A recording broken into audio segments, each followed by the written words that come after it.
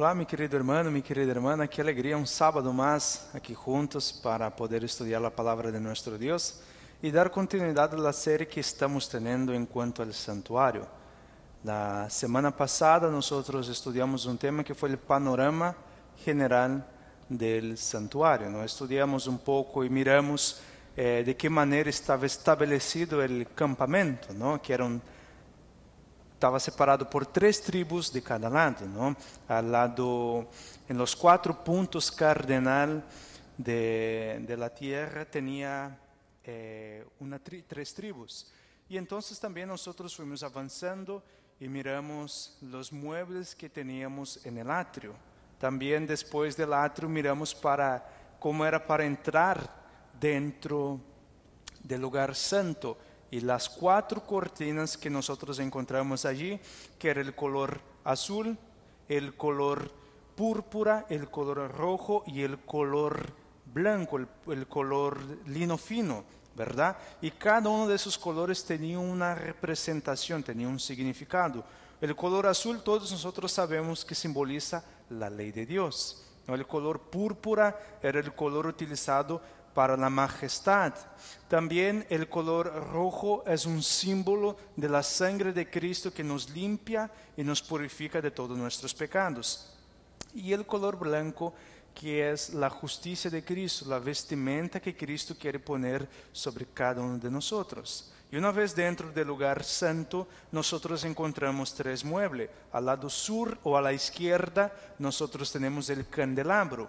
Al lado norte, nosotros tenemos la mesa de los panes, de la preposición o de la presencia. Y en el medio, en el centro del lugar santo, nosotros encontramos el altar de incienso. También pasando el velo, nosotros ahí llegamos a lo que es el lugar santísimo. Y en el lugar santísimo nosotros tenemos el arca del pacto, tenemos los querubines y dentro de la urna, ¿no? Dentro del arca del pacto, allí nosotros encontramos los 10 mandamientos, encontramos la vara de Aarón que floreció y también encontramos el maná. Sabemos que cada uno de estos emblemas, cada uno de estos muebles tiene un significado espiritual para nuestra vida. Y entonces, claro que no se puede presentar todo esto con un solo tema, sino que debemos separar por secciones. Y en el día de hoy, nosotros vamos a estudiar un poco la representación de lo que significa el campamento y vamos juntos a adentrar al atrio. Y dentro del atrio, allí entonces nosotros vamos a encontrar 2 muebles, que es el altar de sacrificios y también la pila o el lavacro, como llamamos, ¿no? Pero antes de esto vamos a abrir nuestras Biblias en el libro de Hebreos. Hebreos el capítulo 8, versículo 5. Hebreos capítulo 8, versículo 5, el apóstolo Pablo aquí nos viene hablando un poco de los servicios del santuario terrenal.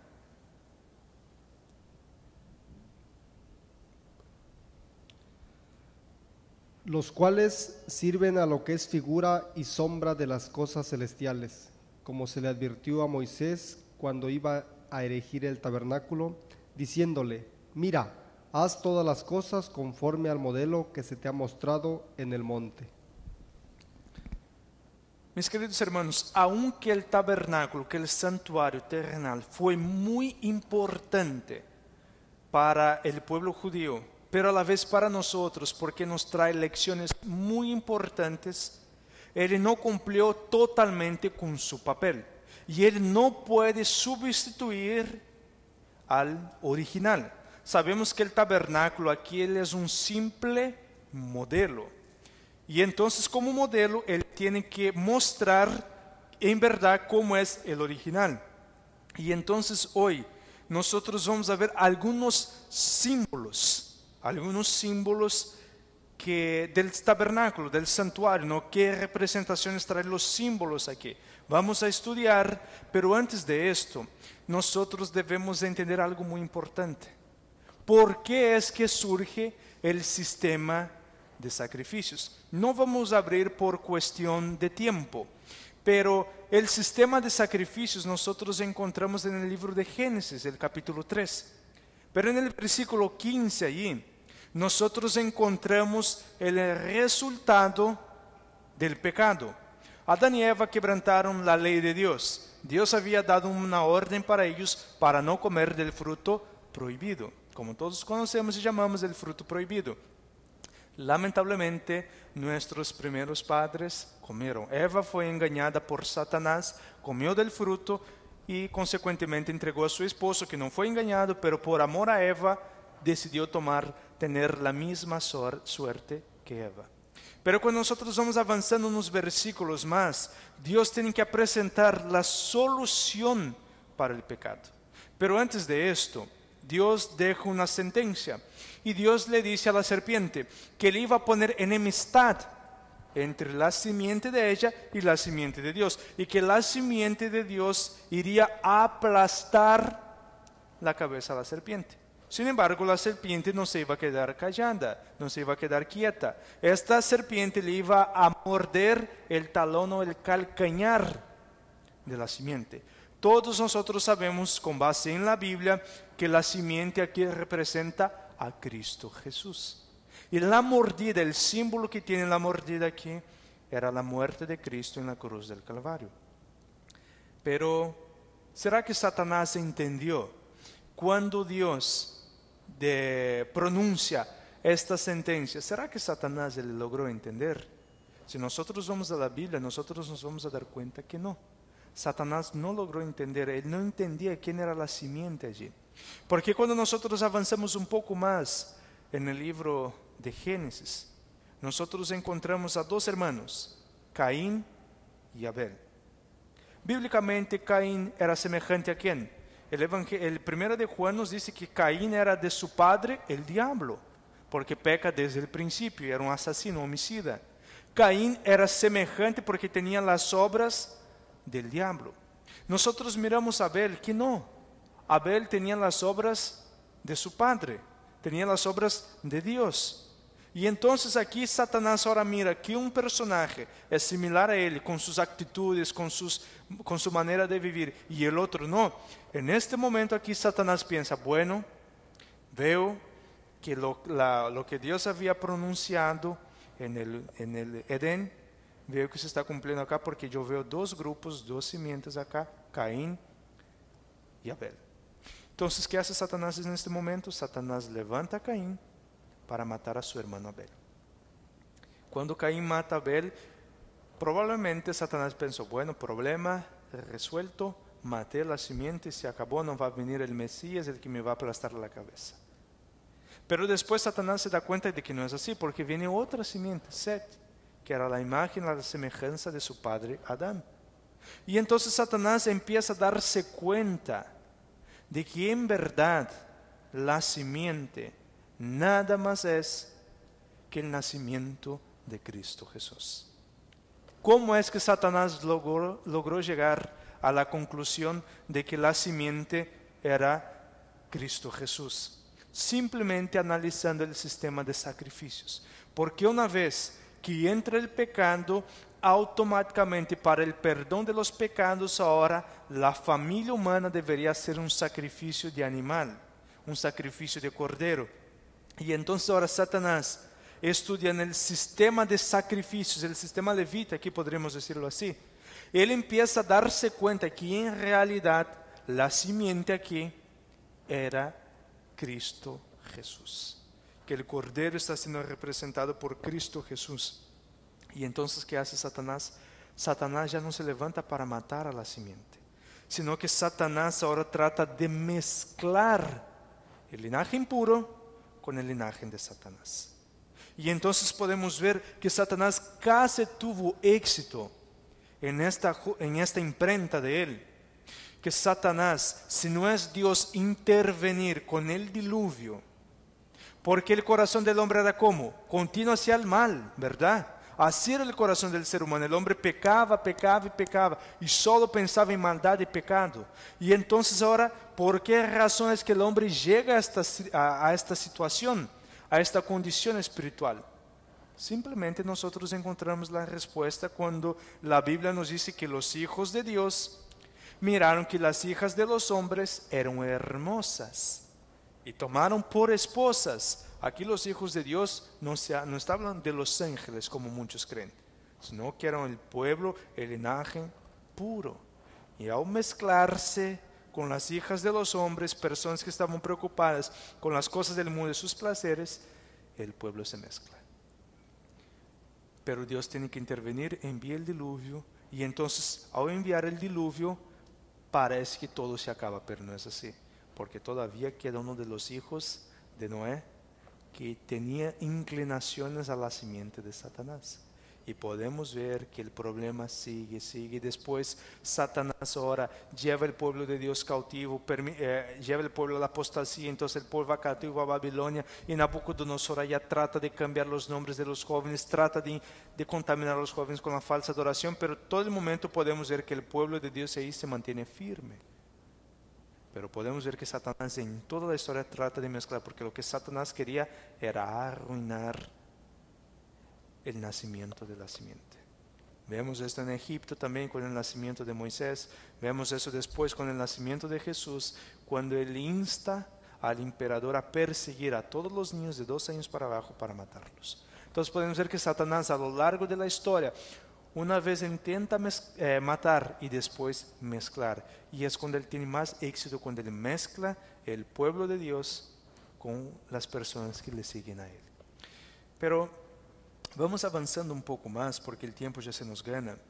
Y ahora nosotros vamos a ver qué representa el campamento. La pregunta que yo hago aquí en esta hora es: la solución para el pecado, ¿dónde, en qué parte del santuario se encontraba? ¿Dónde será que se encontraba? Vamos a dejar que la Biblia nos conteste dónde se encontraba la solución para el pecado. Vayamos al Evangelio de San Juan capítulo 1, versículo 29. San Juan capítulo 1, versículo 29.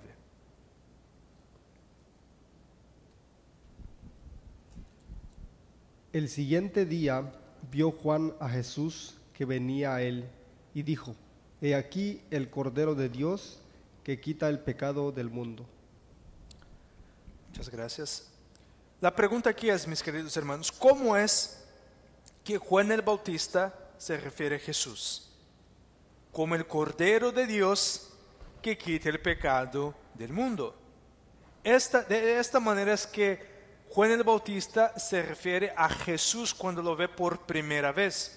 Ahora la pregunta es, si nosotros fuéramos a separar aquí el campamento, ¿qué representa el campamento? El mundo. El campamento representa el mundo. Entonces, la solución para el pecado, por ejemplo, una persona cuando cometió un pecado, ella iba a cometer un pecado y entonces ella tenía que ofrecer un sacrificio. ¿Dónde estaba la solución para que ella fuera perdonada? En el campamento. Ella tenía que agarrar el corderito, venir caminando con el corderito, pasando por todo el campamento, la gente mirando, imaginando qué clase de pecado cometió esta persona, entrar en el atrio, poner sus manos sobre el corderito, sobre el inocente, confesar su pecado y entonces ser degollado. La solución para el problema del pecado no se encontraba en el lugar santo, no se encontraba en el lugar santísimo, no se encontraba dentro del atrio. La solución se encontraba en el campamento, y del campamento él entra al tabernáculo. Ahí más concretamente hablando del atrio. Vamos avanzando y vamos a ver otro texto. Éxodo capítulo 25, versículo 8. Éxodo capítulo 25, versículo 8. Vamos a ver que algo interesante aquí es lo que sucede.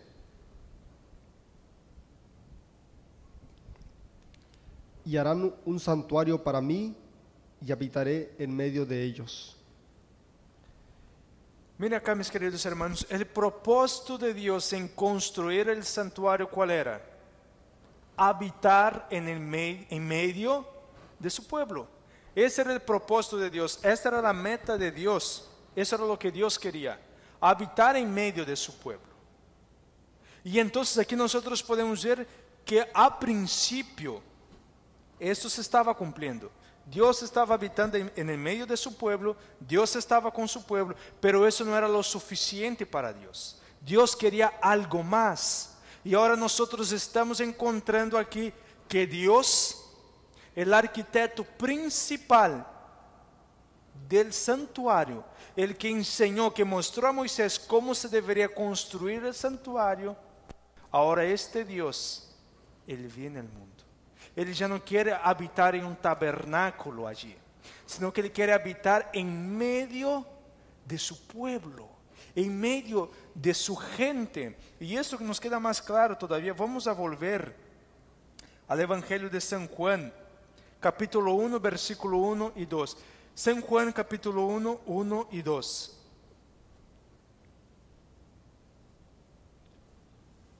En el principio era el Verbo, y el Verbo era con Dios, y el Verbo era Dios.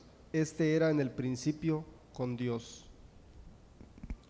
Miren aquí que ahora nosotros estamos viendo que el apóstol Juan, o el profeta Juan, también lo podemos llamar así, cuando él empieza su carta, su evangelio aquí, él empieza de la siguiente manera: y en el principio era el Verbo, y el Verbo estaba con Dios, y el Verbo era Dios. Es decir, mis queridos hermanos, mira qué profundo amor, el amor de Dios aquí, porque Él deja su majestad para tomar la forma de un cordero, no una forma literal, sino una forma simbólica aquí. Y ahora Él viene para estar con su pueblo. Entonces, cuando Juan el Bautista señala, dice, aquí está el Cordero de Dios, Él está hablando del Verbo, porque en el pasado el Cordero aquí era el Verbo que estaba con Dios y era Dios. Que algo impresionante esto, que para Dios no era lo suficiente estar viviendo en el lugar santísimo, sino que Él quería tener una relación más estrecha, más íntima, más cercana a su pueblo. Y entonces ahora este Verbo que estaba con Dios, que habitaba con Dios, que era Dios, y ahora este Verbo se hizo carne y habitó entre los hombres. Y vimos su gloria como la gloria del unigénito del Padre. Mire qué extraordinario esto. El Señor, que habitaba en el lugar santísimo del santuario celestial, decide humillarse y venir y habitar en el campamento con su pueblo, porque Él tenía una misión. Y su misión, así como el Cordero, que era la solución para el pecado del pueblo, habitaba en el campamento, Cristo Jesús ahora tiene que tomar la naturaleza humana, hacerse un Cordero y habitar dentro del campamento, para poder redimir a su pueblo. Pero mira acá lo que nos dice el libro de Hebreos, capítulo 10, versículo 4. Hebreos capítulo 10, versículo 4.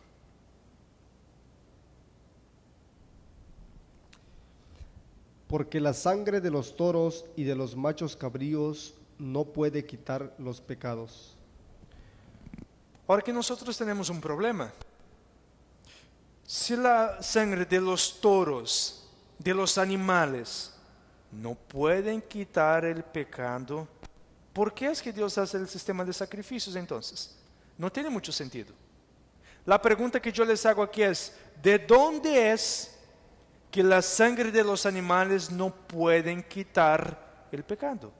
¿Qué lugar se tenía que purificar? Porque el santuario terrenal, el lugar santo, se purificaba una vez al año. En el Yom Kippur, el día de expiación. Una vez al año, el sumo sacerdote entraba allá y hacía expiación. Entonces la pregunta que nos queda aquí ahora es, si no puede quitar el pecado, ¿por qué razón no se puede quitar el pecado? Vayamos al el mismo libro de Hebreos, capítulo 9, versículo 22. Hebreos capítulo 9, versículo 22.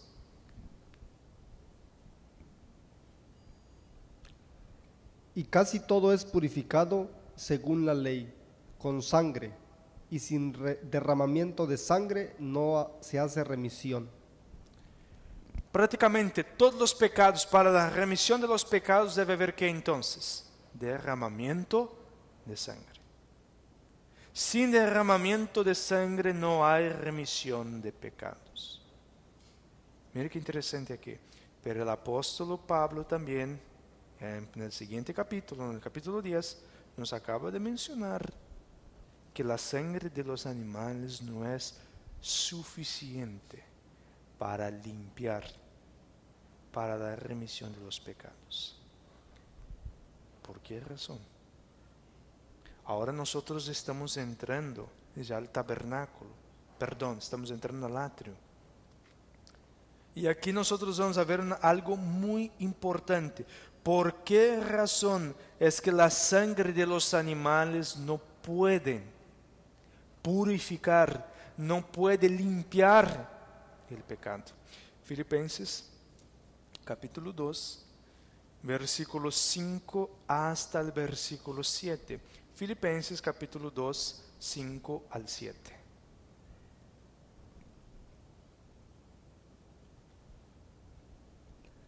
Haya pues en vosotros este sentir que hubo también en Cristo Jesús, el cual, siendo en forma de Dios, no estimó el ser igual a Dios como cosa a que aferrarse, sino que se despojó a sí mismo, tomando forma de siervo, hecho semejante a los hombres.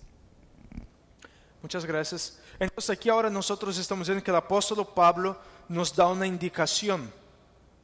Y ahora el apóstol Pablo viene diciendo que nosotros debemos tener el mismo sentir, el mismo principio de vida que hubo en Cristo Jesús, el cual siendo como Dios, igual que Dios, no tomó por usurpación ¿qué? Ser igual a Dios, sino que se despojó, se anonadó, o sea, es decir, dejó toda su divinidad, toda su gloria, toda su majestad.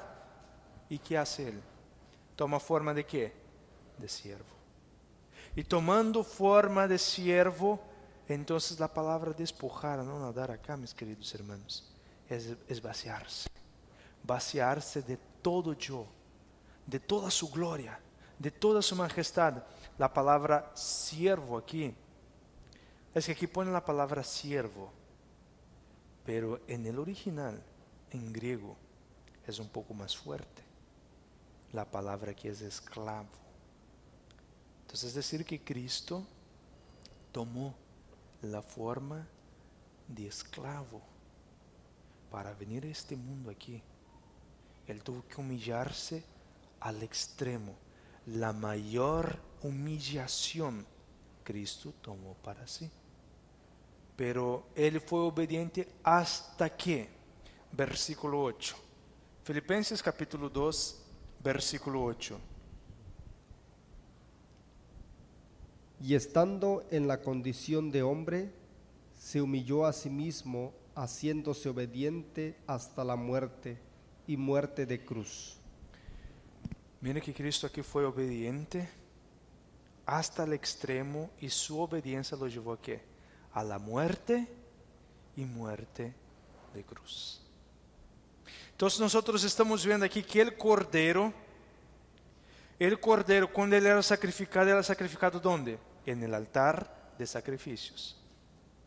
Pero el cordero de Dios que quita el pecado del mundo, ¿en dónde fue sacrificado? El libro de Gálatas, no vamos a abrir, pero el libro de Gálatas nos dice, maldito es todo aquel que es colgado ¿en qué? En un madero, en una cruz. Es decir, y aquí el apóstol Pablo dice que Cristo fue sumiso hasta la muerte y muerte de cruz. Entonces, una vez que el cordero sale del campamento, que le es llevado hasta dentro del atrio, y entonces ahí su instrumento de muerte, el mueble donde él era sacrificado, era el altar de sacrificios. La pregunta que yo les hago aquí en esta hora es, ¿qué simboliza o qué representa el altar de sacrificios? La cruz.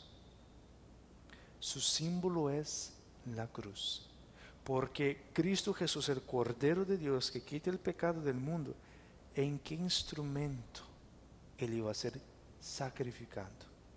En una cruz.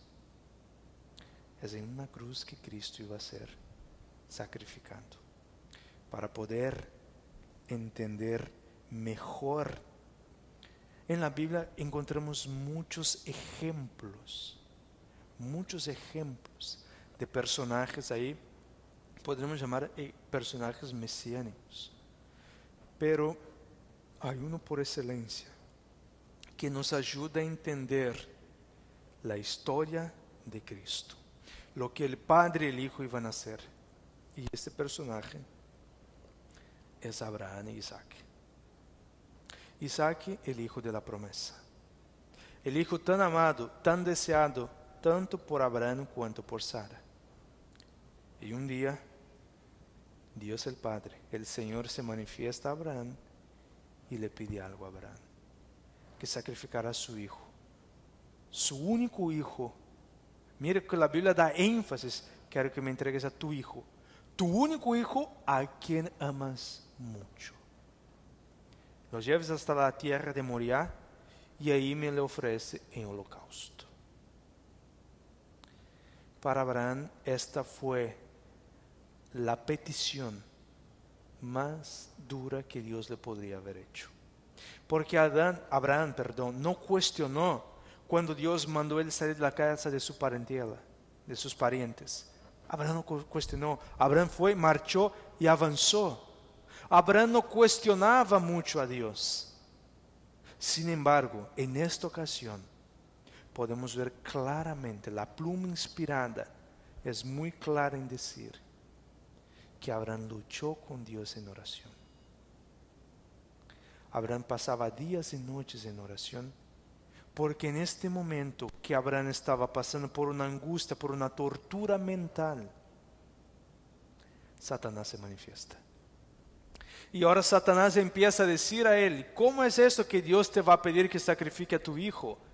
Si Dios es amor, si la ley de Dios dice no matarás, y ahora Dios te va a pedir que sacrifiques a tu hijo, si esa es una costumbre pagana, sacrificar a los hijos a los ídolos. Esas cosas de tu cabeza, tú has imaginado. Sin embargo, Abraham despierta a su hijo, ni siquiera habla a su mamá, porque sabía que si él contara a Sara, Sara no iba a permitir, porque el amor de madre ahí hablaría más fuerte. Lleva a su hijo, y cuando están llegando a la tierra de Moriah, están para subir el monte. El hijo le hace las preguntas más cruel que él podría haber escuchado: Padre mío, ¿dónde está? Tenemos aquí la leña, tenemos el fuego para el holocausto, ¿y dónde está el cordero? En este momento este padre con fe le dice: Dios proveerá el cordero para el sacrificio, mi hijo. Llegando en este exacto momento en que el padre tiene que revelar a su hijo lo que él iba a hacer, Isaac aquí es una representación de Cristo, porque Isaac aquí él no lucha con su padre, sino que él consola y conforta a su padre. Y Isaac tenía plena fe, plena convicción que de entre los muertos Dios lo podía resucitar. Y este padre entonces, cuando está a punto de sacrificar a su hijo, Dios se manifiesta. Y Dios impide que el padre sacrifique a su hijo. Y en este momento el cordero, Dios provee el cordero para el sacrificio. Pero cuando nosotros avanzamos en la historia, ahora nosotros encontramos el hijo en angustia, clamando a su padre, pidiendo dónde estaba la presencia del padre, buscando de su padre, porque lamentablemente él tenía que pasar solo por este dolor. Y como a las 3 de la tarde, el hijo clama: consumado está, consumado es. Padre, en tus manos entrego mi espíritu. Claro que Jesús no habló pausadamente y tranquilamente como yo les estoy diciendo acá. Fue un clamor. La palabra nos dice que Cristo clamó a potente voz. Pero en este momento, a las 3 de la tarde, dentro del santuario, el cordero estaba para ser sacrificado. Cuando Cristo entrega su vida, hay un terremoto y el Cordero en este momento logra escapar, porque el verdadero Cordero de Dios que quita el pecado del mundo fue sacrificado y ya no se necesitaba más sacrificio de animales. Y ahora podemos entender cuando el apóstol Pablo nos dice que la sangre de animales no es suficiente para limpiar el pecado, no es suficiente porque se necesitaba la sangre del verdadero Cordero que es Cristo Jesús. Y en este momento allí el velo se rompe. Y cuando el velo se rompe, el que se separaba el lugar santo del lugar santísimo, era una demostración de Dios que todos estos rituales ya no se hacía falta, ya no se necesitaba más porque el sacrificio fue hecho. Y ahora en este momento el verdadero Cordero murió y ya los animales no necesitan ser muertos porque la sangre de Cristo es suficiente para purificar, para limpiar todos los pecados. Es por esta razón que el altar de sacrificio es un símbolo de la cruz de Cristo y del sacrificio que Cristo Jesús hizo en la cruz del Calvario por ti y por mí. Y es por esta razón que ya no necesitamos más hacer ningún sacrificio de animales, porque Cristo Jesús ya vertió su sangre en la cruz del Calvario. Y tú, mi querida hermana, y tú, mi querido hermano, en este momento tienes un sumo sacerdote que está intercediendo por ti, pero este sumo sacerdote también a la vez es el Cordero de Dios que fue inmolado desde la fundación del mundo, pero fue inmolado también aproximadamente 2000 años atrás para darte esperanza y vida eterna. Pero una vez que nosotros comprendemos el importante sacrificio que Cristo Jesús ha hecho por cada uno de nosotros, el siguiente paso que nosotros debemos dar, nosotros encontramos en el libro de Gálatas. Gálatas capítulo 2, versículo 20. Gálatas capítulo 2, versículo 20.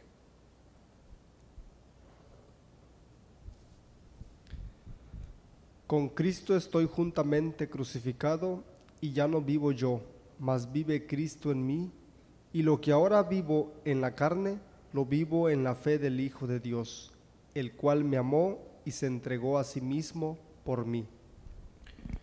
El apóstol Pablo ahora aquí nos viene diciendo que Cristo fue crucificado y nosotros debemos ser crucificados juntamente con Cristo. La pregunta que yo les hago aquí es, esta crucifixión que debemos nosotros pasar, ¿es una crucifixión literal o simbólica? Es algo que debemos entender. Y hoy, en lo que queda, en los pocos minutos que nos queda, vamos a entender qué clase de crucifixión es esta. Para poder, hay dos pasos que debemos dar para estar crucificados juntamente con Cristo. Una es un paso individual. Este paso nosotros llamamos de justificación por la fe. Yo acepto el sacrificio de Cristo en la cruz del Calvario, o si estamos en el santuario, el sacrificio que fue hecho en el altar de sacrificios. Eso llamamos justificación por la fe. Fui justificado por el sacrificio de Cristo. Pero ahí no queda. Yo debo dar un segundo paso. Y cuando nosotros, una vez que entramos dentro del atrio, encontramos el altar de sacrificios, ¿cuál es el siguiente mueble que nosotros encontramos? Y ahí entra la pila o el lavacro. Es donde allí son lavados, y eso es una representación de la muerte para la vida. Pero este paso tiene que ser público. Acepta el sacrificio de Cristo, esto es algo individual, es una aceptación individual entre tú y Cristo, entre tú y Dios. Sin embargo, el siguiente paso que nosotros llamamos de bautismo, el paso del bautismo es algo público, porque ahora yo voy a mostrar públicamente a los hombres y al universo que yo acepté el sacrificio de Cristo hecho en la cruz del Calvario. Yo tengo que mostrar, yo tengo que decir a las personas que yo acepto a Cristo. Es como un matrimonio. En un matrimonio, cuando el pastor, o si eres católico, el padre, o el cura, ¿no? O si no tienes ninguna denominación religiosa, el juez de paz ahí pregunta, ¿tú aceptas a esta mujer como tu esposa? uno tiene que contestar, pero es público. Contestar a todos los demás, sí, yo lo acepto, y haces un voto de fidelidad con esta persona y hasta que la muerte los separe. De igual manera con Cristo es, acepté el sacrificio de Cristo, perfecto, amén, gloria a Dios por esto. Pero una vez que yo acepto, entonces ahora voy a mostrar públicamente que yo he aceptado. Vayamos al libro de Romanos capítulo 6, versículo 3 al versículo 4. Romanos capítulo 6, versículo 3 al 4.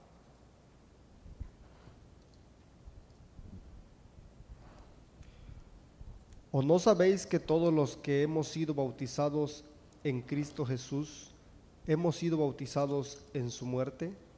Porque somos sepultados juntamente con Él para muerte por el bautismo, a fin de que como Cristo resucitó de los muertos por la gloria del Padre, así también nosotros andemos en vida nueva. Muchas gracias. El bautismo entonces es una representación ¿de qué? De muerte y resurrección. Fuimos sepultados con Cristo. Ahora el apóstol Pablo cambia la palabra. Al principio él menciona, fuimos crucificados con Cristo. Debemos ser crucificados con Cristo. Ahora tú y yo debemos ser sepultados. ¿A través de qué? Del bautismo. Una vez que yo acepto entonces el sacrificio de Cristo, soy bautizado. Esa es una representación de la muerte. Pero muerte ¿para qué? ¿Para qué debo morir? ¿Para qué? Para los placeres, para la borrachera, para el pecado y para el mundo y para las cosas que el mundo tiene a ofrecer. Para esto es que el cristiano tiene que morir. Ahora la pregunta que queda aquí es, ¿qué una persona necesita? Una vez más vuelvo a hacer la pregunta. ¿Qué es que una persona necesita para ser bautizada? San Marcos capítulo 16, versículo 16. San Marcos 16, 16.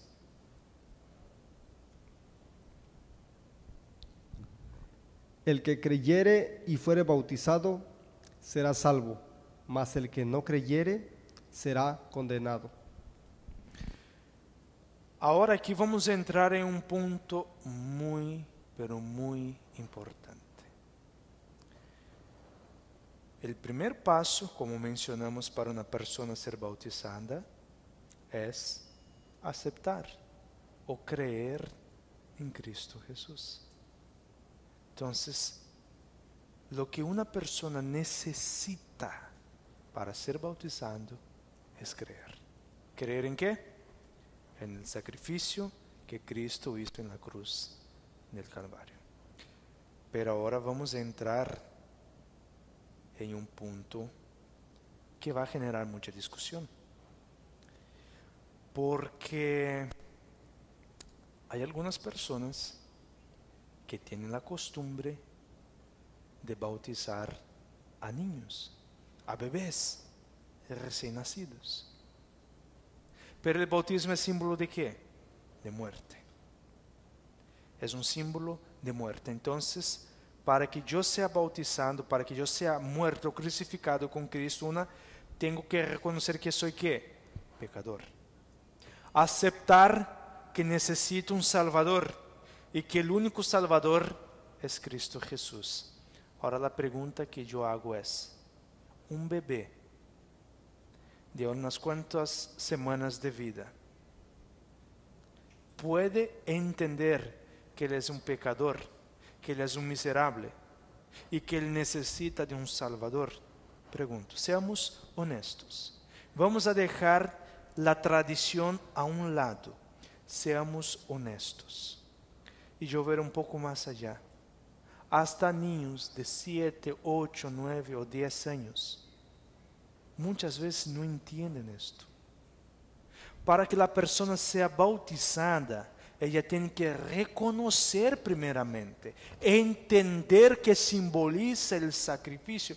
No podemos andar bautizando a la gente como sea.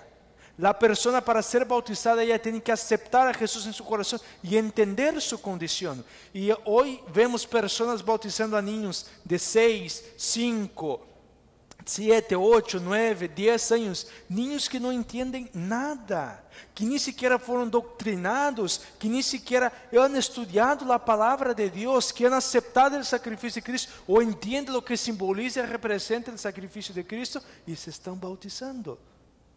Y a los pocos meses o a los pocos años están fuera de la iglesia, porque no tienen base, no tienen cemento. Por eso que el bautismo es algo muy serio. El bautismo es algo serio, mis queridos hermanos. No es algo para tomarlo a la ligera. Pero vamos a ver otro texto acá. Hechos capítulo 2, versículo 37 al 38. Hechos capítulo 2, 37 al 38.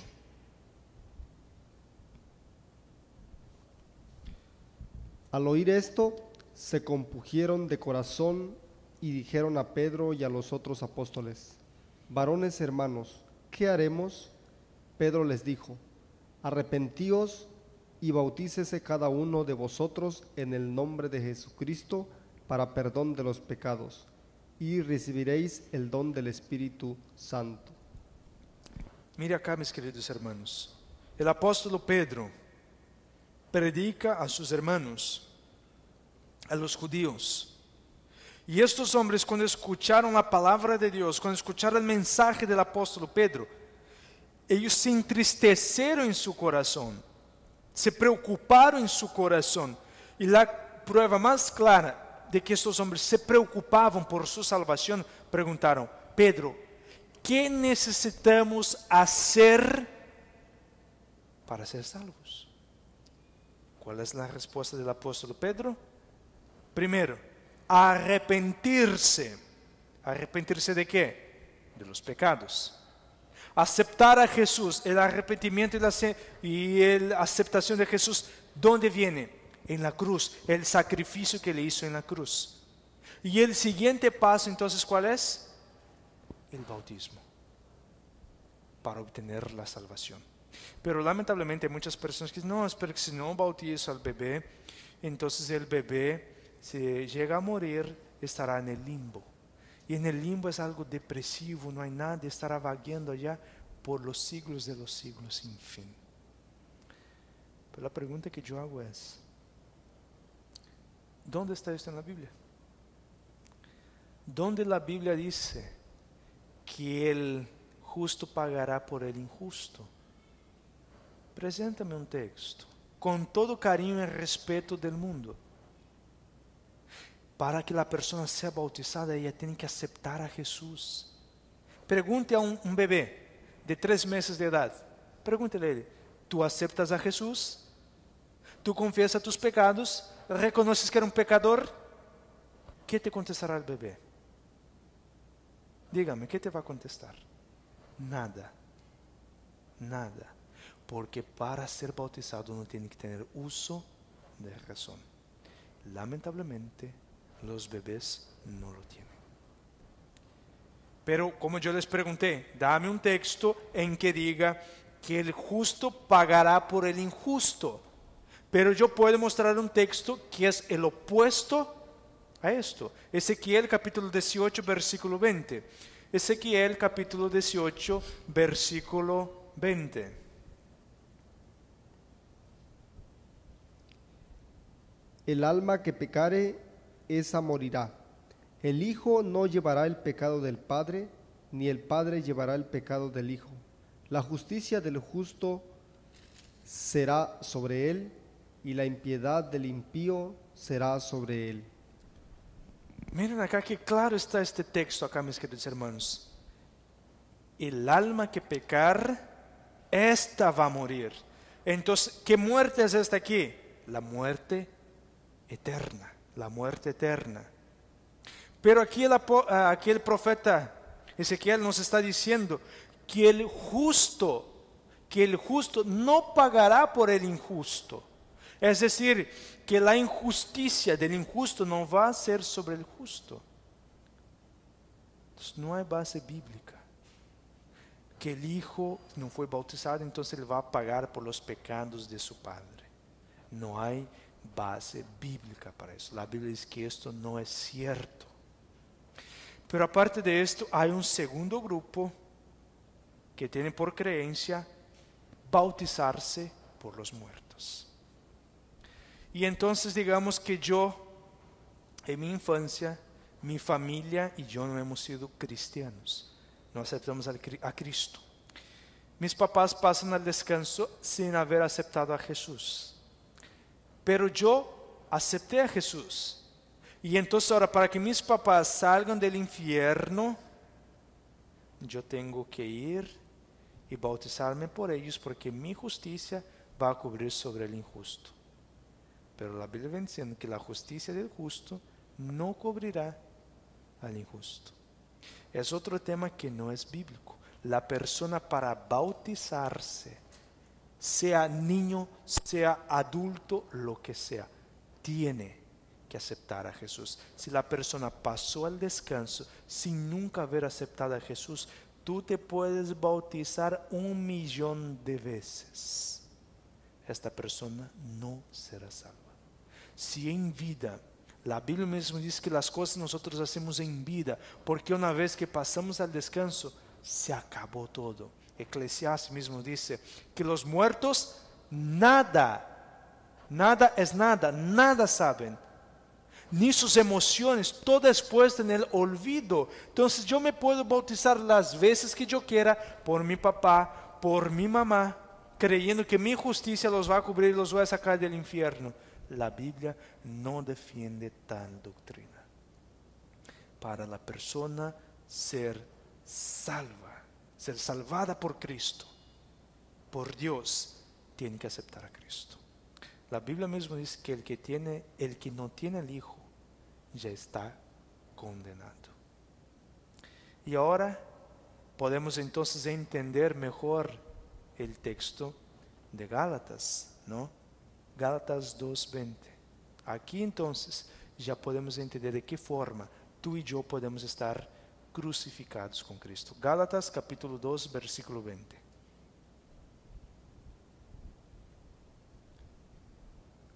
Con Cristo estoy juntamente crucificado, y ya no vivo yo, mas vive Cristo en mí.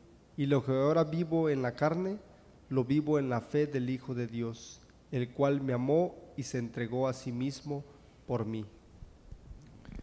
Estar crucificado con Cristo, mi hermano y mi hermana, no es pagar penitencia, no es pagar promesas. Estar juntamente crucificado con Cristo es haber aceptado el sacrificio de Cristo, haberme bautizado y muerto al mundo, sus placeres y sus concupiscencias. Esto es morir y estar crucificado con Cristo, porque Cristo vino a este mundo y vivió una vida perfecta. Y porque Él vivió una vida perfecta, ahora Él nos ha dado el ejemplo y nos da el poder y nos ayudará a morir al mundo, a negar el mundo, a rechazar todas las cosas que provienen del mundo y vivir únicamente para Él. Es dejar las borracheras, la prostitución, la inmoralidad, la idolatría, la mentira, el engaño, todas estas cosas, dejarlos a un lado, ponerlas en el olvido y vivir únicamente con Cristo Jesús. Esto es lo que nos enseña estas 3 primeras partes que miramos del santuario: el campamento, el atrio con el altar de sacrificios y el lavacro. El altar de sacrificios es la justificación por la fe. Cristo murió para pagar mis pecados, porque yo mismo no puedo pagar. Nada de bueno proviene de mí, nada de bueno hay en mí para que yo pueda pagar mis pecados. Pero una vez que yo acepto este sacrificio, ahora Cristo te invita a avanzar hasta el lavacro y ahí entonces ser sepultado. Las cosas viejas quedaron para atrás. Y aquí que todas son hechas nuevas. Hay que proseguir a la meta Como el apóstol Pablo dice, una cosa hago, olvidando las cosas que para atrás quedaron, prosigo a la meta, y la meta nuestra como cristianos, ¿cuál es nuestra meta? Cristo Jesús. Sin Cristo Jesús no podemos hacer nada, mis queridos hermanos. Por esta razón que en este día yo te invito a ti, a que hagas un compromiso con Dios. Quizás un día tú has aceptado a Cristo, el sacrificio de Cristo, te has bautizado, has salido del campamento, has entrado en el atrio, aceptando el sacrificio de Cristo y te has bautizado. Pero hoy, por circunstancias de la vida, te has alejado de los caminos del Señor. Y hoy quizás te encuentras en una condición depresiva, tu vida ya no tiene sentido, no encuentras una esperanza para vivir. ¿Sabes por qué esto pasa? Porque muchas veces nos hemos alejado de Cristo. Y es por eso que Cristo diariamente nos llama: salga del mundo, deje el mundo y sus cosas y venga hacia mí. ¿Hay muchos placeres en el mundo? Sí, lo hay. Yo sé que hay. No voy a negar, no voy a tapar el sol con el dedo. Hay muchos placeres, hay cosas que al momento es lo mejor que hay. Sí, pero es algo momentáneo, no es algo eterno. Cristo te invita hoy. No dejes pasar la oportunidad, porque quizás hoy es la última oportunidad de salvación que tú estás teniendo. Tú y yo no conocemos el día de mañana. Quizás mañana Dios nos llama a pasar al descanso. Y si pasamos al descanso, ¿qué pasará con nosotros? Acepta a Cristo una vez más en tu vida. Acepta el sacrificio de Cristo. Entrégate a Él, porque Él es el único que puede dar un sentido a tu vida. Que Dios te bendiga y te guarde. Este es mi deseo y mi oración a cada uno de ustedes. En este momento invito a que nos pongamos de rodillas para finalizar con una palabra de oración. Santo eterno Dios, que sus moradas están en los más altos de los cielos. Te agradecemos, Señor, porque tenemos un sumo sacerdote que está en el santuario celestial, intercediendo por cada uno de nosotros. Pero también agradecemos por el sacrificio que el Cordero Pascual, el Cordero de Dios que quita el pecado del mundo, ha hecho por cada uno de nosotros aproximadamente 2000 años atrás. Cuando tú enviaste a tu Hijo a vivir en este mundo una vida santa, una vida perfecta, para que su sacrificio pudiera purificar el lugar que necesitaba ser purificado, y que no es el santuario terrenal, sino el santuario celestial. Y hoy Él está allí, intercediendo por nosotros, y queremos pedir, Señor, que tu Santo Espíritu no se aparte de nosotros, que tu Santo Espíritu no nos abandone, siga motivándonos a poder crecer cada día más. Y en esta hora también quiero pedir por las personas que están mirando este tema, Señor, que su gracia, que su paz pueda ser por ellos. Si hay alguien aquí hoy, Señor, que ha perdido su primer amor, que ha dejado, Señor, de creer en la salvación, que anda en un mundo de promiscuidad, quiero pedir por ella en esta hora, que tu gracia, que tu Espíritu lo pueda alcanzar y que esta persona pueda volver a ti. No pedimos que vuelva a la iglesia, porque la iglesia no salva a nadie. El único que nos puede salvar es tú y el sacrificio de Cristo. Gracias te damos por todo, todas esas bendiciones. Nosotros te pedimos y agradecemos en el sagrado y bendito nombre de Cristo Jesús oramos. Amén.